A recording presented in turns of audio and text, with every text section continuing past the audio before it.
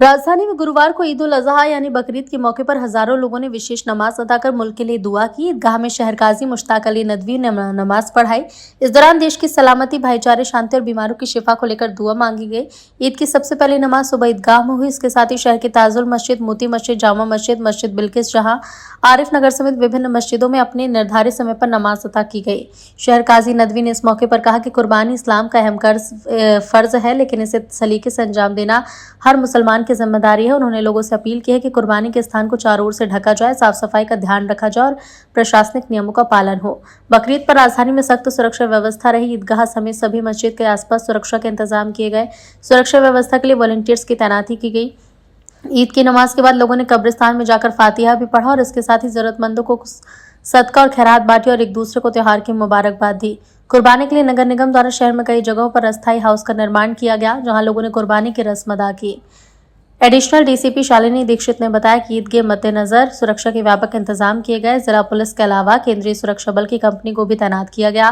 Traffic व्यवस्था की अलग से टीम लगाई गई। वॉलंटियर्स भी यातायात व्यवस्था को संभाल रहे थे, तो वहीं हाई राइज बिल्डिंग पर भी सुरक्षाकर्मी तैनात थे।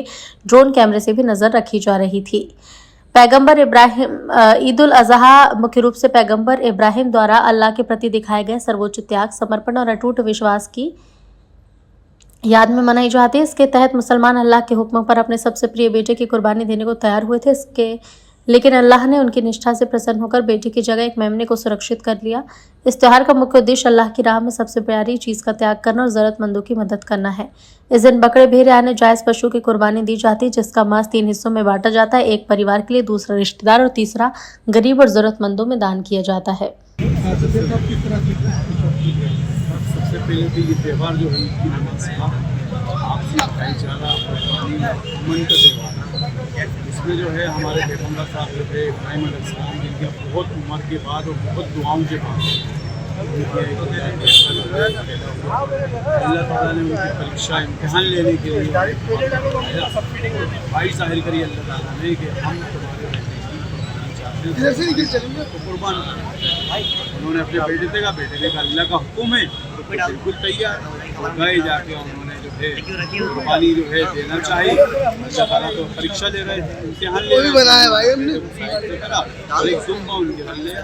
तो ये कुर्बानी देना, आपसी भाईचारा ये साबित करता है कि मिलजुल कर आपस में रहे। परमात्मा अल्लाह ताला जो है उसका हुक्म माने। यकीनन आज त्यौहार ईद का है। भाईचारा, अमन जो है देश में भोपाल में मध्य सर्वप्रथम प्रदेशवासियों को ईद उल अजहा की बहुत बहुत शुभकामनाएं। क्या निकल जाएगा? ऊपर वाले से यही प्रार्थना है कि सब स्वस्थ रहें, हमारा प्रदेश है खुशहाल रहे, शांति व्यवस्था कायम रहे, सौहार्द और भाईचारा कायम रहे। जैसा कि आप देख रहे हैं, ये ईदगाह में लगभग 80 से 90 हज़ार यहाँ पर नमाजी एकत्रित हुए। ये पूरी व्यवस्था के लिए हमारी ट्रैफिक की अतिरिक्त व्यवस्था रही, ट्रैफिक टीम अतिरिक्त से रही, हाई राइज व्यवस्था, police patrolling, fix points, paramilitary force में RAF का 125 का बल, उसके अलावा हमारा SF का गार्ड पूरा उसमें डे एंड नाइट व्यवस्था में रहा। रात्रि में भी गार्ड यहाँ रहा, पूरी BTS से चेकिंग कराई, पूरा ड्रोन पूरी स्थिति की यहाँ पर जायज़ा लेता रहा। और जैसा कि आप देख रहे हैं, हमारी पूरी टीम लोकल थाने तो लगभग 1 हफ्ते से पूरी से व्यवस्था कर रहा था। और उसके अलावा मुझे जो NGO या स्वयं सेवी संस्थान है यहाँ पर, इन सबकी भी बहुत मदद है। 250-300 का उनका भी हमारा मदद के लिए स्टाफ है। हम लोगों ने अपनी पुलिस कमिश्नरेट में बेस्ट प्रयास किए, सभी को माकूल व्यवस्था